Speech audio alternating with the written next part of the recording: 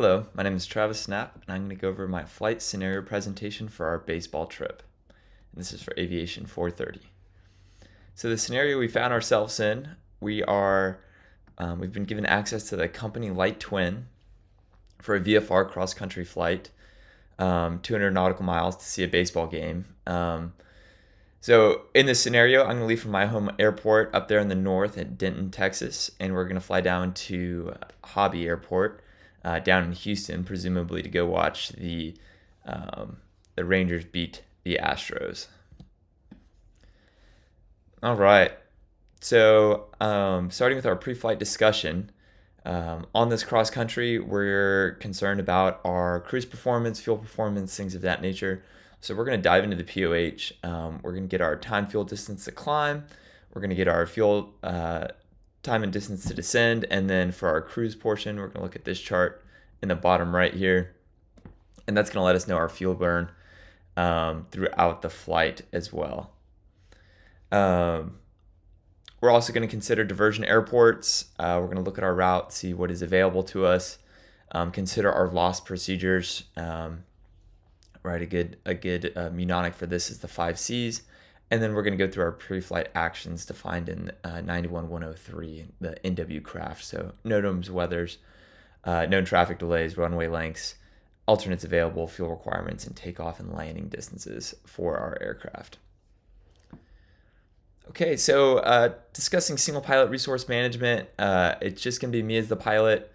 Right, we're going to want to make this as easy as possible for me. And so I'm going to do a lot of route planning, be able to pick out alternates that I'll be in gliding distance of or single engine distance of in case we have an engine failure. Airspace considerations, right? I'm going from one Bravo to another. There are some restricted and prohibited if I deviate too far off course.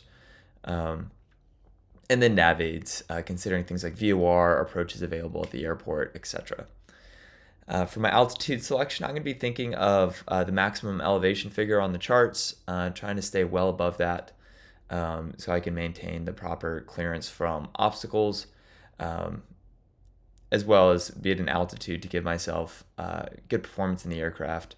Also considering airspace, the elevation of the Bravo that I'm arriving in, I'll be on flight following or an IFR flight plan, depending on what the weather ends up doing. And then, speaking of the weather, any ceilings I have, I'll just try to stay under those. Even if I am IFR, it's safer not to be in the SOOP, so either be below it or above it. And then I'm going to attempt to manage any risks that I have on this flight.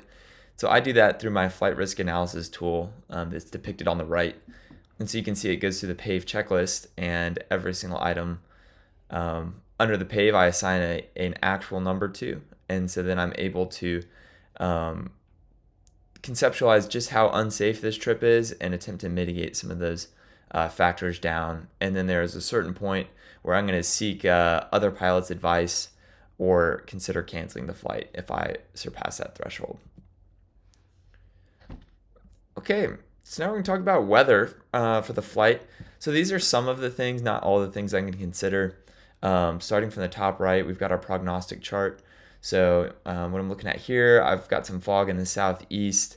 Other than that, there's no major weather across Texas. Those isobars are fairly far apart, so I'm expecting good winds. Light winds, I should say. And then on the bottom right, my GFA tool. So I'm going to go through things like clouds, visibility, turbulence, winds aloft. All of those things are available. Precipitation, thunderstorms, all those things available to me through the GFA tool for the entire duration of my flight. The AirMets and SIGMETs and similar weather advisories, make sure I review all of those and consider avoiding them or not flying altogether. And then lastly, my observations, probably one of the more important things, the PIREPs and METARs, making sure that there's nothing extremely out of parameters for the airplane I'm flying. Okay, and then also I'm going to do a thorough pre-flight on my airplane. Make sure there's no in-op equipment. If there is, I'm going to deal with it within the parameters of 91-205 and 213, and an MEL if my airplane has one of those. As well as just making sure the airplane's legal, right? I'm not maintaining this airplane. It's a company aircraft. So making sure we have all the aviates inspections, and that it has the required documents, the Aero PCS documents. And then fuel requirements and weight and balance, we'll calculate that with those performance charts. And then here's all the weight and balance considerations I'll be taking in.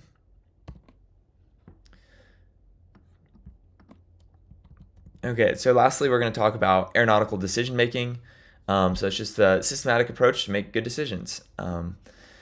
So we discussed the PAVE checklist. Here it is again on my frat. And this is just a way for me to examine each one of those items. Additionally, decide is a way to think about new information that's presented to you and if you need to react to it, and then if you need to keep reacting to it. And then next we have the 5 Ps, plan, pilot, passengers, and programming. So I'm concerned about the plane and the pilot myself. I'm newer to this airplane.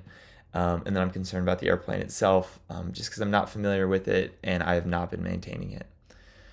And then lastly, of course, there's the frat that I'll be using to help advise my aeronautical decision making. Here are my resources or references, just the instructor handbook, the PHAC, and Piper's Seminole Manual. So we'll see you next time here for the next scenario.